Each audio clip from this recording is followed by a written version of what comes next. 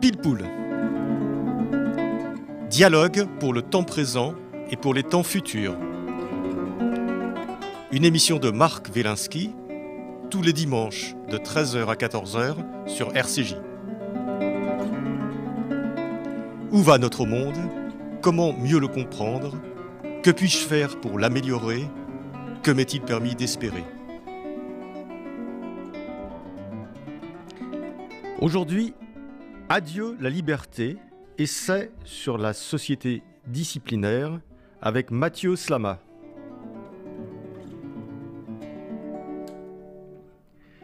Le point de départ de ce livre est un sentiment diffus, une inquiétude qui naît chez moi vers la fin du mois de mars 2020.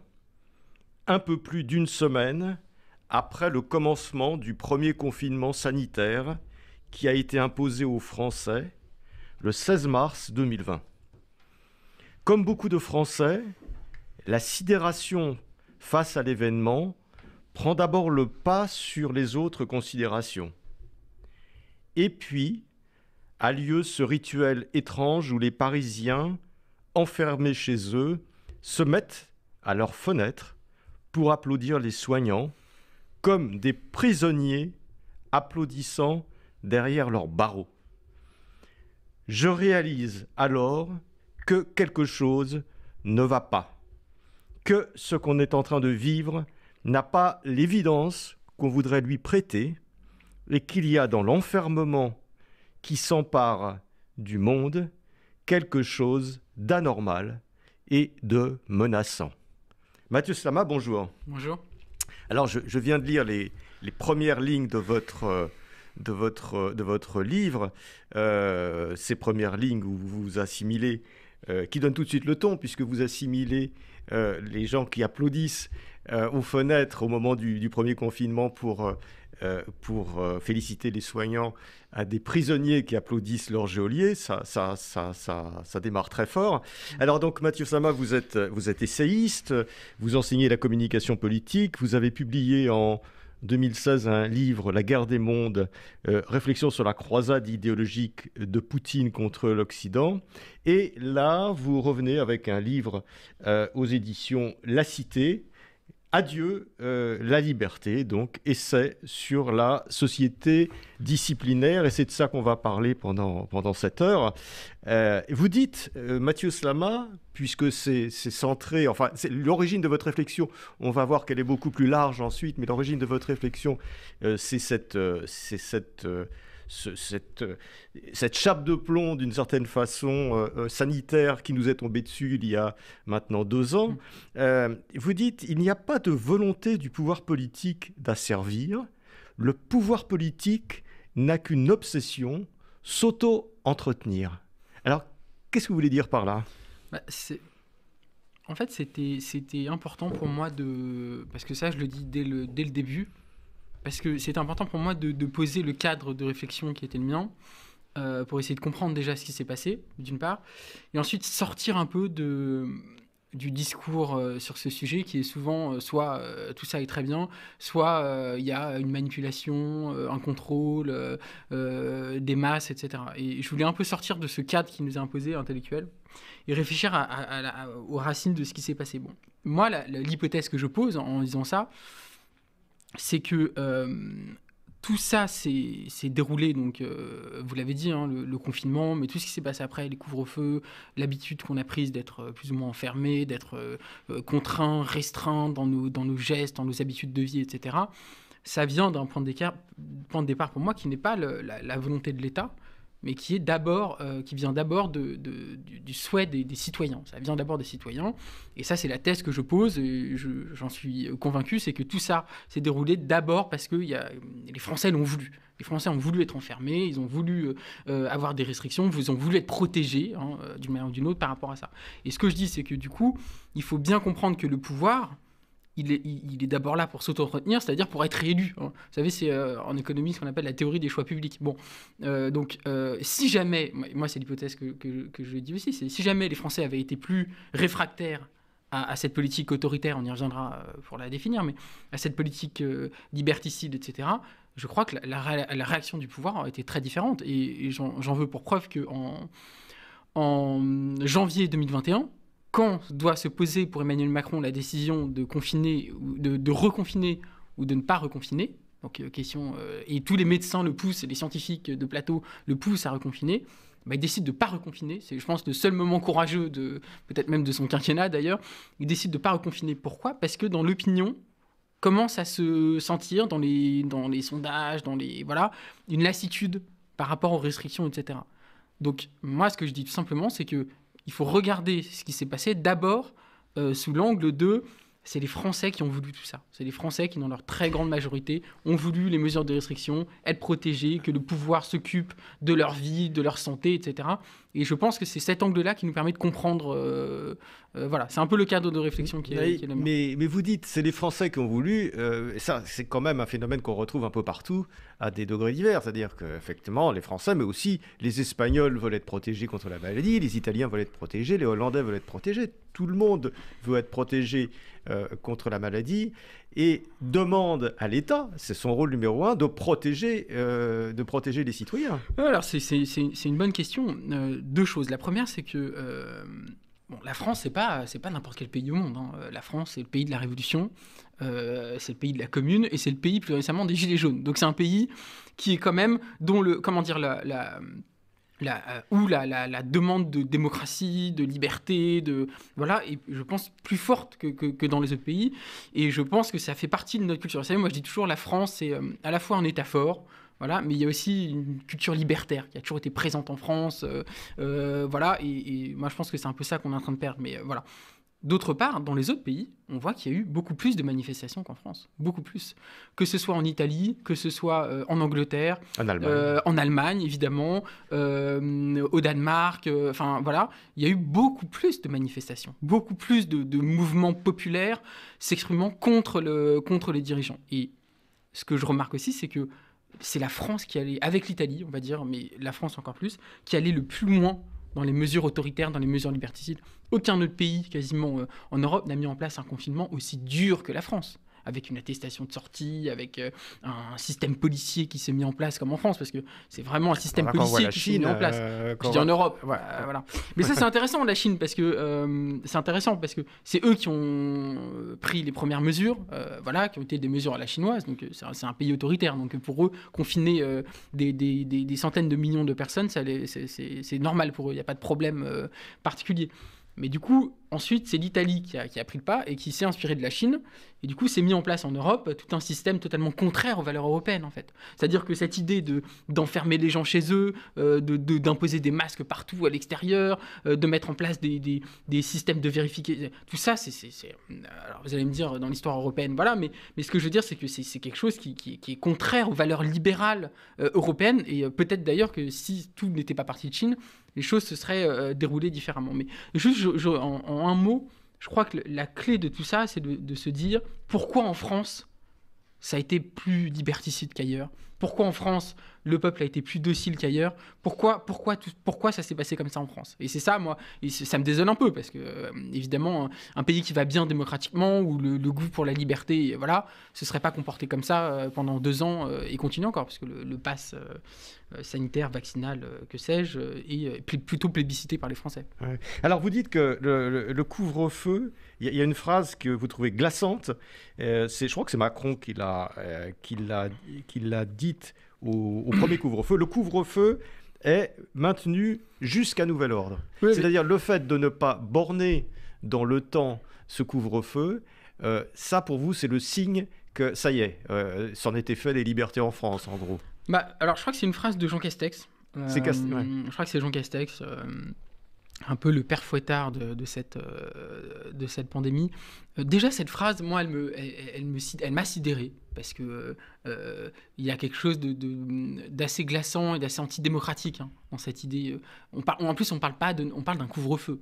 Le couvre-feu, c'est vous êtes interdit de sortir de telle heure à telle heure. Ça ressemble à un coup d'État, en fait. Non, mais c'est ça, c'est extraordinaire. Et en fait, on a oublié le fait que pendant des mois et des mois, la France entière est devenue une sorte de prison.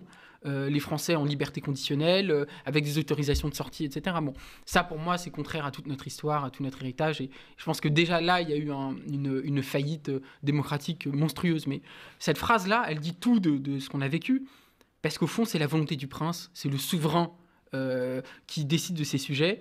Et le jusqu'à nouvel ordre, il est vraiment dans cette idée qu'il n'y a aucune discussion démocratique. C'est encore une fois une décision qui vient d'en haut. Alors en plus, c'est exactement ça qui s'est passé, puisque les décisions ont été prises en conseil de défense de manière opaque, par un homme seul, parce que toutes les décisions venaient d'Emmanuel Macron.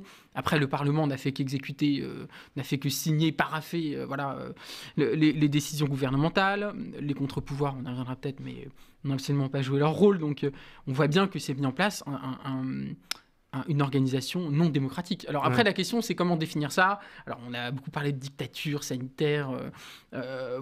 Bon, moi je pense qu'il ne faut pas rentrer dans ces débats sémantiques, mais en revanche, il faut regarder en face le fait que depuis 2 ans, on n'est plus en démocratie. Ouais. Voilà. Alors vous dites que les institutions ne nous ont pas protégés, n'ont pas protégé notre liberté, et les politiques non plus d'ailleurs. Je voudrais que vous reveniez là-dessus, parce qu'il y a eu une espèce de faillite des institutions dont le rôle était de faire des contre-pouvoirs par rapport à cet État volontiers autoritaire. Complètement. Alors, on est rentré dans un... Alors d'ailleurs, ça date pas de mars 2020, parce que déjà, face au terrorisme, on a mis en place des états d'urgence, mais disons qu'en tout cas, depuis 2 ans, on est en état d'exception, donc qui est un régime politique qui sort du domaine démocratique. Donc ça, c'est une première chose. Mais là, ce qui est désolant, en effet, c'est que normalement, dans une république, il y a, comme vous avez dit, des contre-pouvoirs, des garde-fous, en fait, qui sont censés protéger les citoyens contre l'arbitraire du pouvoir. Et ces garde-fous sont là, non seulement pour protéger les citoyens, mais pour s'assurer que les décisions sont toutes conformes à la Constitution, à nos normes, etc. Et en fait, on s'est rendu compte de quoi ? C'est que le Parlement, qui est aussi un contre-pouvoir, le Parlement, normalement, en tout cas, il doit jouer un rôle de contre-pouvoir. Le Parlement, ça c'est, je pense, le problème plus général de la Ve République, où on a une assemblée aux ordres de l'exécutif, et ça s'est vérifié peut-être fois 1000 dans cette crise. Mais on se rend compte que le Conseil constitutionnel et le Conseil d'État, qui sont censés être là justement pour garantir l'état de droit, qui sont les garants de l'état de droit et qui protégeaient les citoyens contre l'arbitraire du pouvoir, ont tout validé. Et plus que ça, moi je le dis dans le bouquin, le Conseil d'État est allé jusqu'à demander au gouvernement de renforcer les mesures de restriction lors du premier confinement, estimant que certaines dérogations de sortie pour faire un jogging ou pour sortir son chien étaient trop laxistes. Voilà. Donc ça, c'est une faillite. Mais ça, c'est une faillite monstrueuse. C'est une faillite monstrueuse parce que si on n'a plus nos garde-fous, si on n'a plus, justement, face au pouvoir qui prend les mesures les plus liberticides depuis 50 ans et plus, ça veut dire que tout s'écroule. Mais alors, Mathieu Slama, vous dites effectivement qu'il y a eu ces mesures liberticides et que les contre-pouvoirs n'ont pas agi, mais ils ne l'ont pas fait par hasard. Ils l'ont fait parce que la société, le peuple, les gens ont privilégié à ce moment-là, et on le comprend bien, la sécurité sanitaire à la liberté, et ont préféré, et ça s'est pas fait contre le peuple. Mais c'est une très bonne question, parce que je pense que là on est au cœur de qu'est-ce que cette crise nous dit de notre régime politique et de notre modèle républicain. Moi j'ai une vision de la République très antipopuliste, en fait.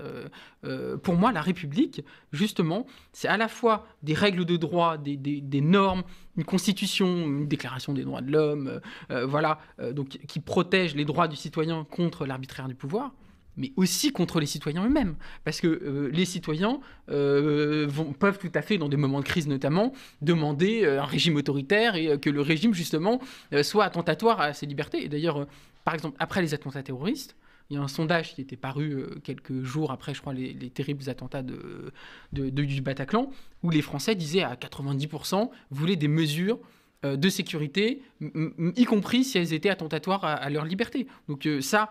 Les contre-pouvoirs, les institutions sont là aussi pour protéger les citoyens contre leur propre velléité de... Voilà. Et Rousseau disait, et je pense que c'est pas... Il faut prendre cette phrase au premier degré, il faut forcer les gens à être libres. Je crois que notre modèle républicain, Et c'est pour ça que pour moi, on a vécu une faillite de notre modèle républicain. Et encore une fois, je ne dis pas qu'il n'y a pas de pandémie, quoi que ce soit, évidemment. Moi, je ne minimise pas du tout la gravité de cette pandémie, mais il y a un arbitrage à faire, il y a un équilibre à trouver entre un enfermement total d'une population, des systèmes de passe. J'espère qu'on y reviendra sur le passe, parce que pour moi, c'est une question centrale qui se pose aujourd'hui, et une chose vraiment terrible. Mais il y a un arbitrage à faire entre des mesures totalement délirantes, attentatoires à toutes nos libertés, et la liberté absolue, quoi que ce soit. En tout cas, il y a un arbitrage à trouver. Et en fait, depuis le début, les institutions, les politiques, etc., disent c'est la santé, les libertés, on s'en fiche. Mais c'est pas ça, ça marche pas comme ça. Et ça veut dire que pour n'importe quelle crise, maintenant, la liberté, on s'en fiche. S'il y a une crise, on met en place des mesures restrictives, que ce soit pour le climat, pour des futurs attentats terroristes, éventuellement, l'insécurité même, enfin voilà. Donc on rentre dans un régime où la liberté devient totalement accessoire, devient même dangereuse pour certains, et le paradigme de la sécurité, de la précaution, de la protection s'installe, mais durablement. Et à la fois dans les esprits chez les gens, mais aussi chez les politiques. Et ça, moi, ça me terrifie, parce que c'est un mouvement de fond qui est pas seulement lié à cette crise sanitaire. Ouais. Mais ça, on le sent bien dans votre livre, Mathieu Slama, que vous êtes terrifié, vous avez peur de ce qui est en train de se mettre en place à la faveur de cette pandémie. Et vous le dites de façon presque mécanique, sans volonté de nuire des gouvernants. Parce que finalement, le pouvoir, Macron et les autres gouvernements du monde, ils se sont trouvés devant un truc, ils ont essayé de faire au mieux pour protéger. Il n'y a pas une volonté de nuire au peuple dans ces mesures. Mais vous avez complètement raison. Et c'est ça qui est peut-être, en fait, c'est ça qui est le plus inquiétant, en fait, c'est que moi, je débat beaucoup avec des représentants de la majorité, En Marche, des députés, des porte-paroles, etc., notamment sur cette question-là. Il y a quelque chose qui me frappe, c'est une certaine sincérité, voilà, dans leur défense de ces mesures, et d'autre part, ils ne se rendent pas du tout compte de la gravité de ces mesures. C'est-à-dire que non seulement pour eux c'est positif, mais ça à la limite c'est l'endroit de penser, mais ils ne se rendent même pas compte de l'extrême gravité de mais par ces exemple, mesures. vous avez parlé du pass sanitaire. Bon, le pass sanitaire, finalement, tout le monde a des vaccins, etc. Ça protège, ça sécurise. Voilà. En quoi est-ce que c'est une mesure liberticide ? Alors, je vais répondre à ça, juste je finis parce que c'est très important. Moi, je crois que le problème, notamment de cette majorité, c'est qu'ils n'ont pas vrai. En fait, c'est des gens qui viennent beaucoup du privé. Moi, beaucoup des gens avec qui je débat, c'est des anciens avocats, anciens chefs d'entreprise, anciens managers, voilà. Et donc, c'est des gens qui n'ont aucune culture démocratique, aucune culture républicaine. Ils savent pas ce que c'est la République. Bon, ils ont vu ça en cours d'histoire dans leur jeunesse, mais je veux dire, c'est pas quelque chose qui les habite, voilà. Bon, je pense qu'un discours de Clémenceau, ça les fait pas vibrer, quoi, voilà. Et en fait, ils n'ont pas cette culture démocratique et républicaine qui aurait pu leur permettre de se dire non, attention, là, il y a des lignes rouges qu'on est en train de franchir. Et du coup, ils agissent en managers. Donc c'est des managers, il faut manager une population, hein. C'est les propos d'un député LREM que j'avais lu dans la presse, qui est propos terrifiant. Et du coup, ils disent, on va mettre en place des choses qui sont efficaces. Si un confinement c'est efficace, on met. Si un pass c'est efficace, on met. Et du coup, ça me permet de répondre à la question du pass, parce que évidemment, le pass c'est une monstruosité pour moi, politique, juridique, et quelque chose de très grave. Parce qu'en fait, c'est du chantage à la liberté. Le pass, c'est du chantage à la liberté. C'est quelque chose qu'on n'a jamais vu dans notre histoire récente, hein, le pass. C'est une nouvelle méthode de gouvernement. Ça consiste à dire, si vous voulez votre liberté, vous allez devoir vous comporter de telle manière, vous faire vacciner, faire vos rappels, etc. Voilà. Et sinon, vous n'aurez pas votre liberté. On vous l'enlève. La liberté, ça ne marche pas comme ça. C'est pas possible. Ça ne marche pas comme ça. Il y a des règles, normalement, dans notre République qui empêchent le pouvoir d'utiliser une telle méthode de gouvernement. Et ce qui est intéressant, c'est que non seulement c'est accepté et plébiscité par les gens, mais par le pouvoir, c'est totalement assumé. C'est-à-dire que le pouvoir nous dit on va emmerder une catégorie de personnes pour les amener à bien se comporter, donc on va leur rendre la vie impossible. Je crois qu'il y a même un conseiller ministériel qui disait ça va être vie de merde pour les gens qui ne se vaccinent pas, pour les non-vaccinés. Et puis un autre député qui dit c'est la carotte et le bâton, on va mettre en place Donc c'est assumé. C'est-à-dire que c'est une politique autoritaire, d'une gravité sans précédent, qui consiste encore une fois à faire du chantage à la liberté, à créer une forme de permis de citoyenneté, hein, parce que le pass, c'est pour être pleinement citoyen, avec ses droits, il faut avoir son pass. Et ce qui est fascinant dans cette histoire, c'est que c'est assumé par le pouvoir totalement. C'est à ciel ouvert. Il n'y a même pas de moindre mal, essayer de... Non, c'est totalement assumé. La faillite, elle est là aussi. La faillite est là. Et ça montre à quel point nos défenses immunitaires démocratiques, si je puis m'exprimer ainsi, sont affaiblies depuis 2 ans. Et Mathieu Sama, qu'est-ce qu'il aurait fallu faire alors ? Si vous aviez été président de la République, qu'est-ce qu'il fallait faire ? Devant une maladie que personne ne connaissait au début, on la connaît un petit peu mieux maintenant, éminemment contagieuse, avec un risque. Au début, les gens avaient la trouille, quand même, et tout le monde. Enfin, ils ont toujours la trouille, mais enfin, au début, on ne savait pas ce que c'était. On a assimilé ça à la peste, à des choses comme ça. Donc, vous êtes au gouvernement, vous voyez arriver ce truc-là que personne ne connaît, et les scientifiques vous disent, bon, par précaution, il faut confiner. Qu'est-ce que vous faites ? Vous êtes président de la République, Mathieu Slama. Alors, c'est une bonne question. Alors déjà, je me donne le droit, entre guillemets, de critiquer et de dire en quoi la situation dans laquelle on est grave, sans pour autant proposer exactement un contre-modèle ou quoi que ce soit, dans l'absolu. Maintenant, évidemment, je vais répondre à votre question parce que c'est vrai, on peut se dire, il y a le principe de réalité, le pragmatisme, tout le monde a à peu près mis en place ça. Déjà, c'est pas tout à fait vrai parce que, encore une fois, tout le monde n'a pas mis en place des confinements.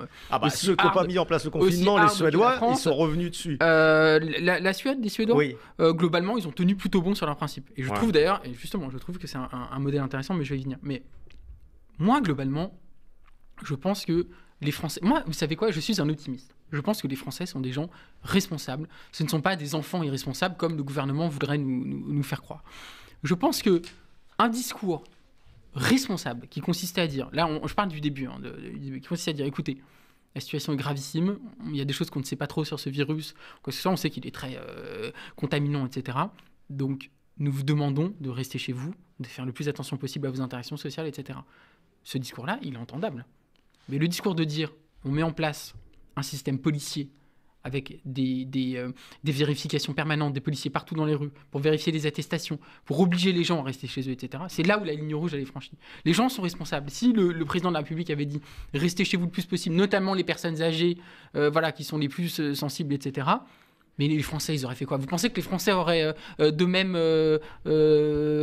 non, ils auraient globalement été responsables. Donc il n'y avait pas besoin de mettre en place ce système policier et ce confinement obligatoire. Moi, je crois qu'il n'y avait pas besoin de ça. Et ensuite, deuxièmement, il faut voir ce que font les autres pays qui ont tenu bon sur leurs principes. Je pense à la Suède et à l'Angleterre par certains moments, parce que l'Angleterre a eu des hauts et des bas dans cette crise. Mais on voit en fait que, par exemple, et maintenant l'Espagne aussi veut gérer ça de manière beaucoup plus démocratique. La Suède, qui a tenu plutôt bon sur ses principes, alors évidemment le modèle est différent du modèle français ou quoi que ce soit, mais les résultats ne sont pas catastrophiques en Suède. Ils ne sont pas géniaux. C'est pas un modèle où... mais ils ne sont pas catastrophiques. Ça veut dire une chose pour moi, c'est qu'on pouvait gérer cette crise. Alors, potentiellement, peut-être qu'on aurait eu un bilan humain peut-être un peu plus lourd, j'en sais rien. Et ça, c'est une responsabilité politique à avoir, ça, évidemment. Mais on aurait pu gérer cette crise de manière démocratique, sans cataclysme, sans drame, etc. Et c'est ça que je dis, c'est que, en fait, on part du principe qu'on ne pouvait pas gérer cette crise de manière démocratique. On part du principe désormais que toute crise, quelle qu'elle soit, implique un état d'exception, des dérogations aux règles démocratiques essentielles, etc. Je ne dis pas que dans cette crise, il ne fallait pas des restrictions ou quoi que ce soit.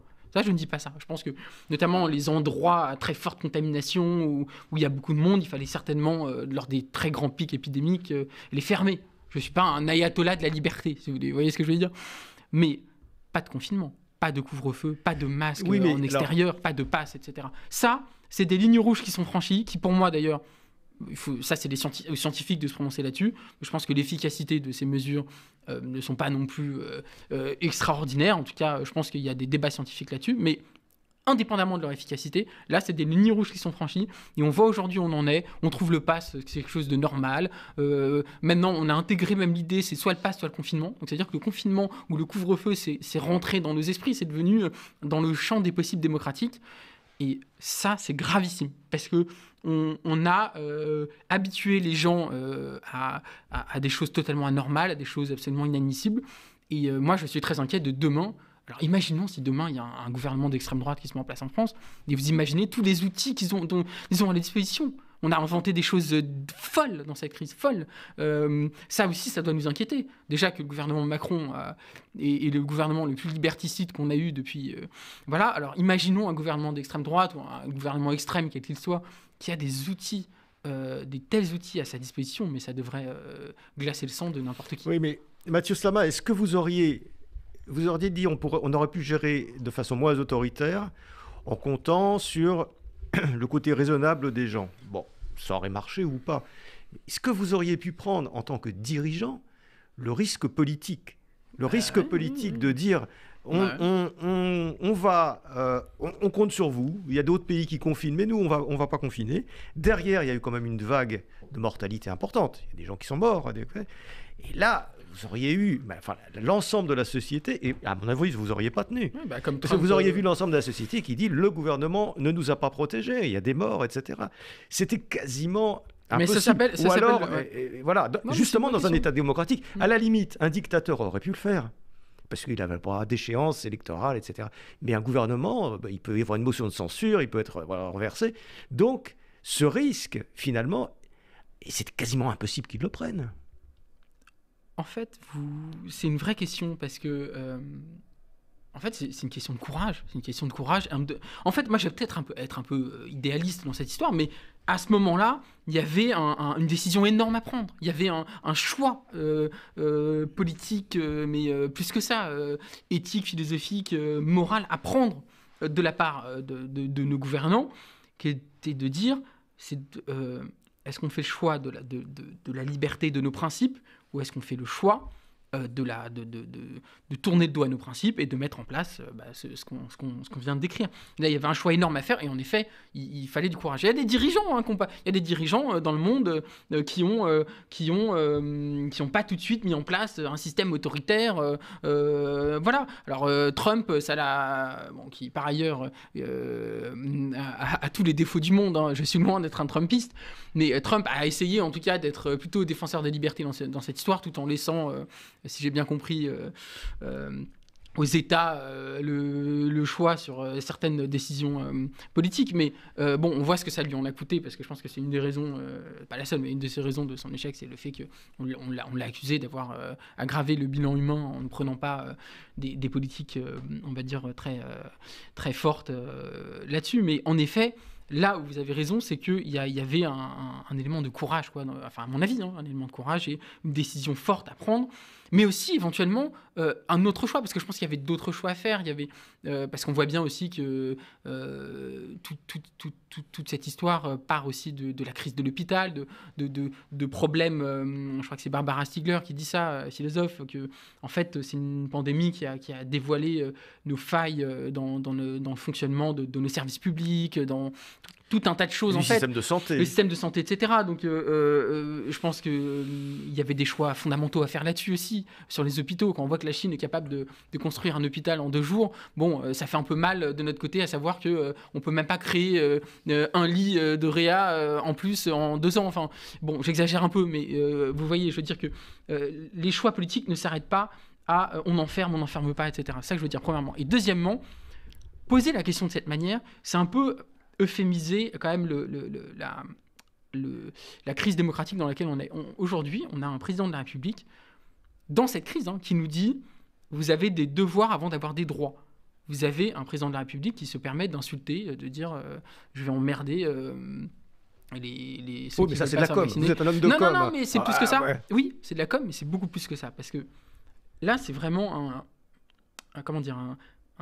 quand on se permet d'insulter, parce que c'est du jamais vu ça, insulter des millions de Français comme ça, de manière totalement assumée, c'est quelque chose de totalement inédit. Donc, il y a quelque chose là qui se met en place, qui n'est plus du champ, qui n'est plus dans le champ démocratique. Là, on sort du champ démocratique, on est dans l'autoritarisme, on est dans les devoirs avant les droits. C'est très grave, ça, de dire ça. C'est les régimes autoritaires, ça, les devoirs avant les droits. C'est le collectif qui supplante l'individu qui doit justement s'effacer devant le collectif. Ça, c'est contraire à notre démocratie, à notre République. Donc moi, ce que je dis, c'est que non seulement on a fait des choix autoritaires, mais à la limite, comme vous dites, bon, le pragmatisme, etc., mais voilà, mais ça s'est accompagné d'une idéologie profondément autoritaire, d'une idéologie profondément anti-républicaine et d'une nouvelle vision de ce qu'est la République, de ce qu'est la France, de ce que doit être la citoyenneté. Parce que dire les devoirs avant les droits, c'est une remise en cause totale de notre conception de la citoyenneté. Et le pass sanitaire vaccinal, ça reflète totalement ça. C'est-à-dire qu'on met en place une mesure totalement discriminatoire, déjà, qui est inscrit dans le droit à une discrimination, c'est totalement inédit, ça, c'est totalement nouveau, qui est inscrit dans le droit à une discrimination, et qui, d'autre part, détermine qui est un bon citoyen et qui est un mauvais citoyen. Donc on rentre dans un ordre moral, une confusion totale entre la morale et le droit, où il y a les bons et les mauvais citoyens, ceux qui se comportent bien, ceux qui se comportent mal. Et encore une fois, peut-être qu'on y reviendra, mais avec l'assentiment de beaucoup de Français qui je pense, sont très contents d'être des bons citoyens. Je pense qu'il y a un sentiment de vertu dans cette histoire qui joue beaucoup, et un puritanisme plus globalement, on y reviendra. Et c'est ça qui est encore plus grave. Voilà. C'est ça qui est encore plus grave, c'est que c'est mis en place cette idéologie profondément anti-républicaine, autoritaire, et pour moi contraire à tout l'héritage français. Enfin, et c'est ça qui me désole encore plus. Oui, mais quand même, il faut reconnaître, Macron, à la fin de 2021, s'est opposé au confinement total, alors que contre l'avis des médecins, on reviendra sur le pouvoir des médecins. Début 2021, ouais, en janvier 2021. Début 2021, s'est opposé à l'avis majoritaire des scientifiques qui le poussaient en disant non, on va se débrouiller, on ne va pas confiner totalement. Et bon, il a quand même plutôt bien réussi ce pari-là. Sur cette décision, elle est importante parce qu'en effet, c'est le moment. C'est intéressant et il faut rendre hommage. C'est le seul. Voilà, c'est peut-être la seule chose. C'est votre honnêteté intellectuelle. Mais tout à fait. À ce moment-là, et d'ailleurs, je l'ai dit, je l'ai félicité publiquement. En tout cas, je m'en suis réjoui parce que c'est à ce moment-là que tout d'un coup, le politique reprenait la main sur le scientifique. Quoi. Voilà. Et ça, c'est très important parce que, alors, hélas, après, on est retombé dans tous les travers et voilà, donc c'est une seule décision un peu courageuse qui a été prise. Alors, je rappelle quand même qu'en même temps, il y avait le couvre-feu, et le couvre-feu n'a pas été aboli. Donc, ne nous réjouissons pas trop, on restait dans un système totalement inacceptable. Mais cette décision, elle montrait qu'en réalité, une décision politique n'est pas une décision scientifique. Et que le politique doit prendre des décisions au regard de l'acceptation sociale, au regard des questions démocratiques, des questions juridiques, des questions sociales, économiques, éthiques, que sais-je. Et que la science, elle, s'intéresse uniquement à la science, elle veut éradiquer un virus. Donc les scientifiques, ils vont nous dire il faut enfermer tout un peuple pour... oui, parce que eux, c'est des utilitaristes, ils veulent juste éradiquer un virus. Pas seulement, parce que vous dites dans votre livre... Vous parlez du pouvoir des scientifiques. Et vous dites que dans toute cette affaire du Covid, finalement, au total, ce n'est pas le politique qui a manipulé le scientifique à son avantage, c'est le scientifique qui a manipulé le politique. Mais c'est ça qui est justement, j'allais venir, c'est vraiment ça qui est important à comprendre dans cette crise, c'est que, en fait, la science s'est mise à nous dire comment vivre. C'est mise à nous dire qu'est-ce qu'on avait le droit de faire, qu'est-ce qu'on n'avait pas le droit de faire, comment on devait organiser notre système de société, notre système démocratique, etc. Mais la science n'a pas le droit de dire ça. Ce n'est pas du domaine de la science. Ça. La science, le rôle et je vais venir après sur la question du pouvoir qu'elle a eu dans cette crise, mais le rôle de la science, c'est de nous dire, bon, voilà l'objectif qu'il faudra avoir. Donc là, aujourd'hui, c'est vacciner tout le monde, parce que ce que semble dire la majorité des scientifiques, moi je les crois là-dessus. Je suis tout à fait favorable à la vaccination, puisque les scientifiques... Ah, vous n'êtes pas un anti-vax? Ah bah pas du tout. Mais moi, je sais même pas ce qu'est un vaccin. Vous me donnez une étude scientifique devant moi. Moi, j'ai fait bac littéraire.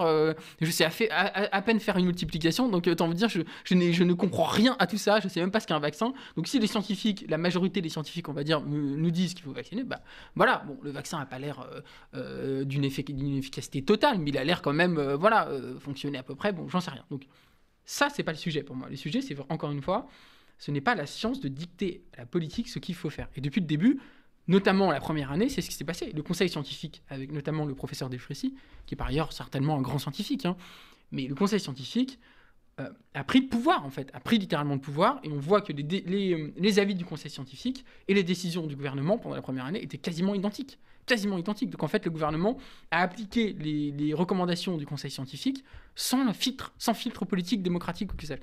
Donc moi, ce que je dis, c'est la science, encore une fois, joue un rôle énorme là-dedans, et les scientifiques ne sont pas des démocrates. Encore une fois, les scientifiques, la démocratie, ils s'en fichent pas mal. Donc c'est cette ligne-là qu'on aurait dû installé et cette frontière et qu'on n'a pas fait. Et c'est une des raisons de notre déroute aussi. Mathieu Slama, le politique, surtout devant des situations inédites, a besoin d'éclairage. Et ces éclairages, il va le prendre où? Alors si on ne croit plus en la science. Alors je ne dis pas après l'application, on a vu que l'application... Mais il est bien obligé de prendre ces éclairages dans l'univers scientifique. Bien Sinon, sûr. Il faut bien distinguer.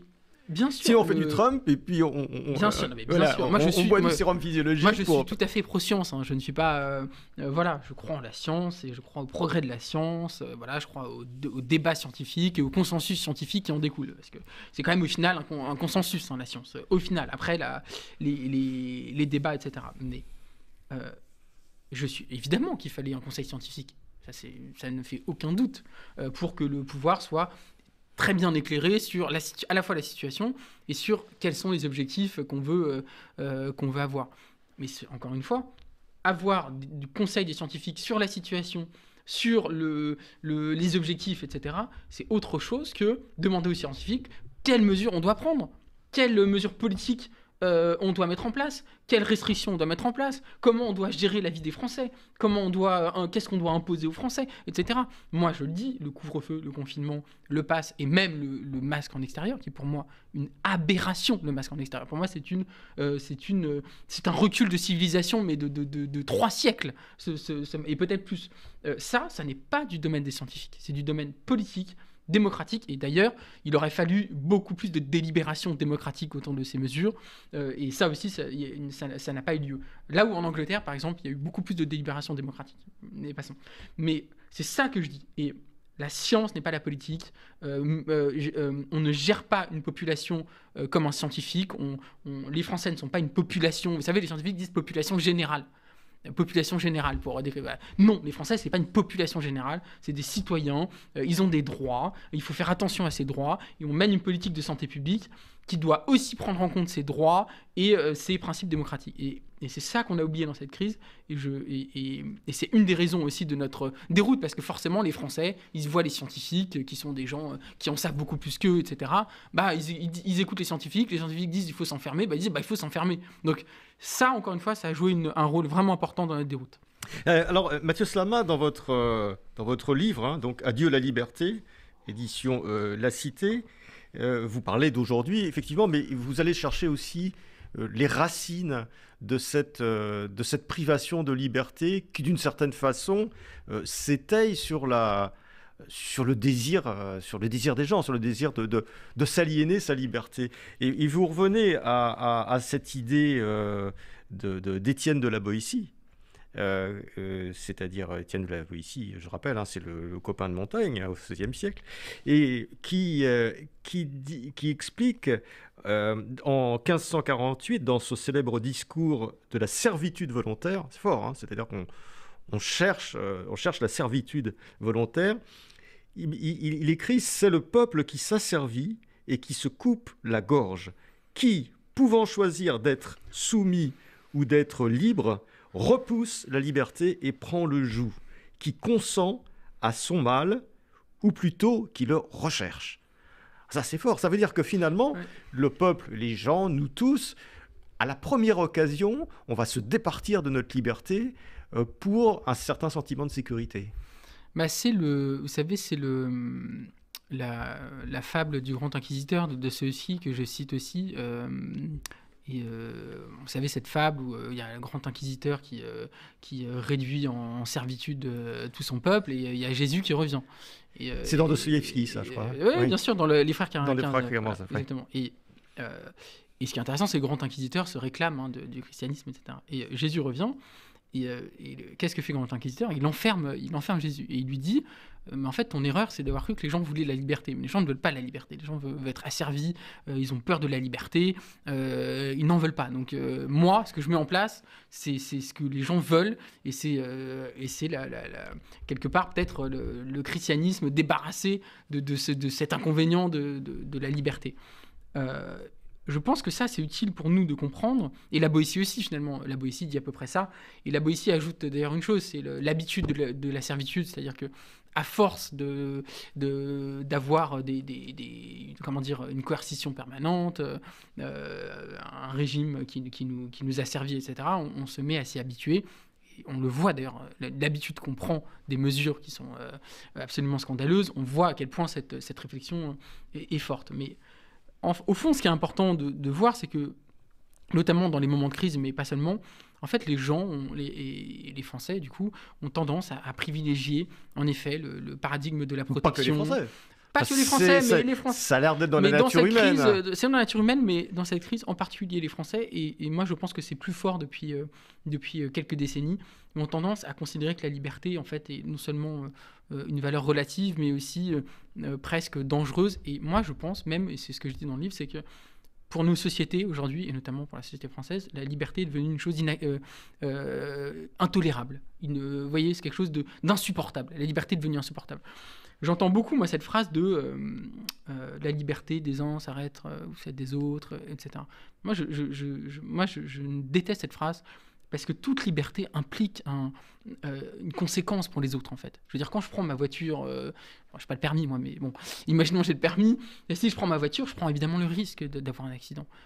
Quand je vis ma vie dans tous les jours, je prends des risques. Quand je parle avec quelqu'un, quand je m'engueule avec quelqu'un, quand j'ai un débat animé avec quelqu'un... Et vous faites prendre des risques aux autres. Je prends des risques aux autres, évidemment. Je prends le risque de heurter quelqu'un. Quand je dis quelque chose, là, par exemple, il y a certainement des gens qui vont être heurtés par ce que je dis. En fait, en ayant cette conception de la liberté qui consiste à dire elle a des limites, en fait, ce raisonnement-là, il a plus de limite. Ce raisonnement-là, il n'a plus de limite. C'est-à-dire qu'à partir de là, on peut justifier toute suppression de liberté parce que toute action humaine a un impact sur autrui. Voilà. Donc moi, ce que je dis, c'est que d'une part, il faut regarder la faillite qui s'est passée, en effet, comme vous dites, au niveau mondial, au niveau européen, mais en particulier au niveau français. Et je dis aussi qu'il y a un combat à mener pour la liberté dans un sens beaucoup plus réel, beaucoup plus,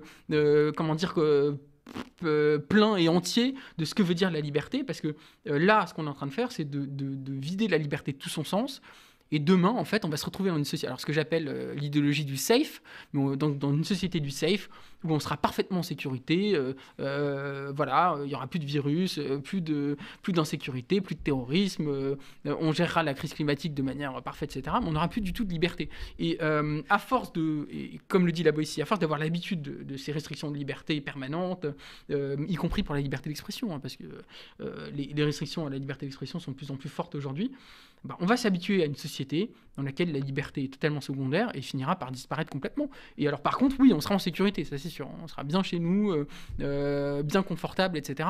Mais alors, à quel prix ? Enfin, je veux dire, est-ce qu'une vie comme ça mérite d'être menée ? Et c'est pour ça, d'ailleurs, et je finis là-dessus, c'est qu'au fond, le vrai questionnement qu'il fallait avoir dans cette crise, c'est qu'est-ce qu'on choisit entre la santé et la liberté aussi ? Il y a cette discussion à avoir aussi.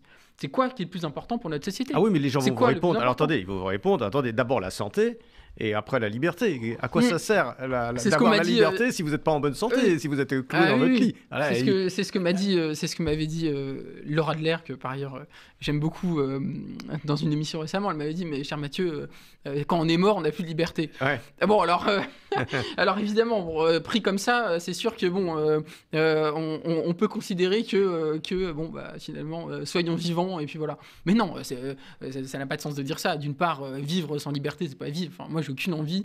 Alors, je vais pas faire mon résistant ou quoi que ce soit, mais bien sûr, je sais, mais je n'ai aucune envie de vivre sans liberté, de vivre dans un état totalitaire, autoritaire ou quoi que ce soit. J'en ai aucune envie. J'ai aucune envie que l'État me dise quoi faire, me dise à quel moment j'ai le droit de sortir de chez moi, à quel moment, qu'est-ce que je dois manger, qu'est-ce que j'ai le droit de dire ou pas dire.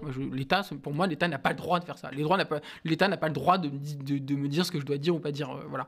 Et d'autre part, il y a des gens qui sont morts pour la liberté. Il y a des gens qui ont mené ce combat jusqu'à la mort. Donc c'est des gens qui ont considéré que c'est une valeur, c'est un principe qui valait bien la vie humaine. Alors je suis pas en train de faire le résistant, ou quoi que ce soit. Mais je dis simplement, ce questionnement, il faut l'avoir.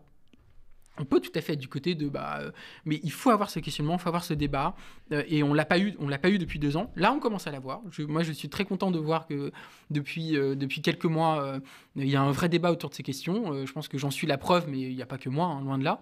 Et ça, c'est peut-être quelque chose qui m'amène à un peu d'optimisme, c'est de me dire que tout d'un coup, il y a de l'espace pour avoir ces discussions-là.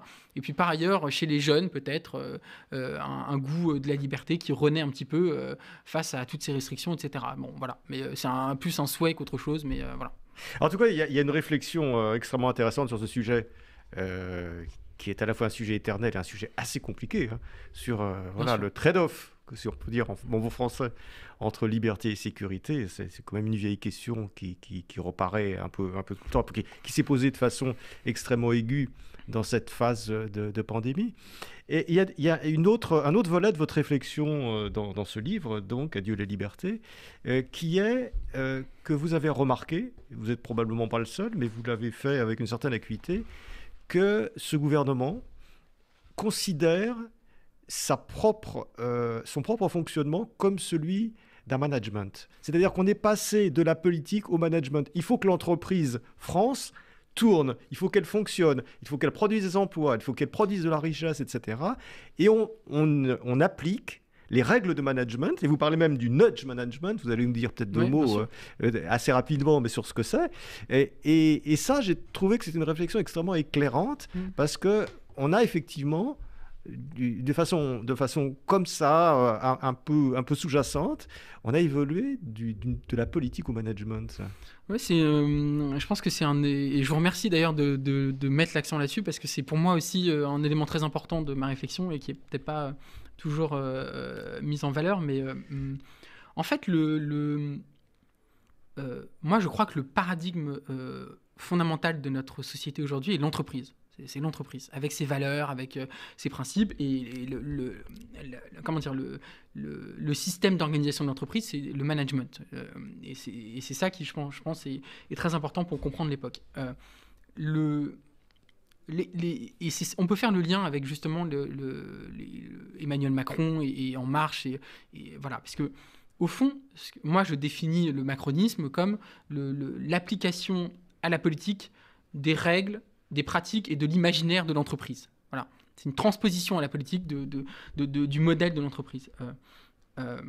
Donc c'est l'application du management à la politique, et je pense que c'est important parce que les mesures qui ont été mises en place dans cette crise, mais d'ailleurs pas seulement, sont d'abord pour moi des mesures de management, et c'est-à-dire qu'on considère les Français comme une population qu'il faut gérer selon des techniques de management, de la communication, comme des salariés finalement d'une entreprise, pour les amener à avoir le bon comportement. Parce que le rôle du management en entreprise, c'est d'amener les salariés à avoir le bon comportement. Et c'est là d'ailleurs où on retrouve la notion foucaldienne que j'utilise beaucoup de disciplinaire, de société disciplinaire. Le rôle du management, c'est de discipliner les salariés, de les amener à avoir le bon comportement. Voilà. Et le rôle de la politique aujourd'hui, c'est de discipliner les Français. Donc c'est ça qui, je pense, est fondamental. Et vous parlez du nudge. Je trouve que c'est quelque chose d'assez intéressant, parce que le nudge, c'est quelque chose qui vient du monde du management. C'est nudge, hein. Nudge, ouais. Qui consiste à quoi ? C'est on s'inspire des sciences comportementales, alors pas toujours des sciences comportementales, mais en tout cas des techniques un peu de comment des comportements se dirigent, etc. Et on met en place des politiques publiques pour amener les gens à bien se comporter, mais sans forcément coercition. Et par exemple, l'attestation là, de sortie dérogatoire qui a été mise en place lors du premier confinement, c'est du nudge. Parce que elle sert à rien, cette attestation. C'est juste, en gros, un outil pour empêcher les gens de sortir de chez eux. C'est un outil pour compliquer la vie des gens, pour justement les empêcher de sortir. Et c'est d'ailleurs un cabinet de conseil spécialisé en nudge qui a conseillé le gouvernement pour mettre en place ces techniques de nudge. Donc, c'est là où on voit, d'une part, le scandale démocratique de tout ça, mais d'autre part, la manière dont finalement le politique est en train de se transformer en management, la manière dont les Français, en fait, moi c'est ce que je dis, Emmanuel Macron a transformé la France en entreprise. Mais en quoi alors et c'est ça qui est intéressant, parce que c'est des nouvelles techniques politiques aussi qui sont inventées. Et moi je pense aussi que le pass, c'est plus que du nudge. Là c'est du nudge à coups de marteau. Mais le pass est un produit du monde de ce monde-là, du monde du management. C'est ça qui est fascinant, qui est passionnant à regarder dans cette pièce. Mathieu Sabat, je renvoie les gens, vraiment les auditeurs, à votre livre « Adieu la liberté », puisque vous faites une analyse extrêmement intéressante sur cette transition entre le management. Mais il nous reste quelques secondes, mais juste que vous disiez, en quoi, finalement, on a vu le problème de l'efficacité de la France dans ces institutions hospitalières notamment. Finalement, en quoi, là aussi je vais être un peu provoque, mais en quoi c'est pas une bonne chose d'essayer d'améliorer l'efficacité? En quoi est-ce que finalement passer de la politique au management, c'est pas une évolution plutôt positive? C'est ça, vous avez quelques secondes. Non, parce que la politique, c'est justement pas le lieu de l'efficacité, c'est le lieu de l'intérêt général, c'est le lieu des grands principes, c'est le lieu du respect des droits des citoyens, de la dignité des citoyens, de l'égalité des citoyens. Le politique, c'est le contraire de ce monde de l'efficacité. L'efficacité est l'ennemi, pour moi, de la politique au sens noble, de la politique au sens démocratique, au sens républicain. Et il faut revenir, moi je crois que en un mot, il faut revenir à une conception de la politique qui soit le respect des grands principes, les lignes rouges à ne pas franchir, et juste surtout le refus absolu de l'utilitarisme, de l'efficacité à tout prix, etc. Pour moi, c'est ça l'ennemi de la République, et c'est ça qui nous amène dans le mur, parce que tout ce qui se passe, et notamment les politiques néolibérales qui sont mises en place, elles sont mises en place au nom de l'efficacité, et on voit ce que ça donne au final, et au final, ça n'est même pas efficace. Mathieu Sabat, merci. Je rappelle le titre de votre livre, « Adieu la liberté, essai sur la société disciplinaire ». Merci beaucoup, Merci Mathieu. À vous de m'avoir invité. Merci.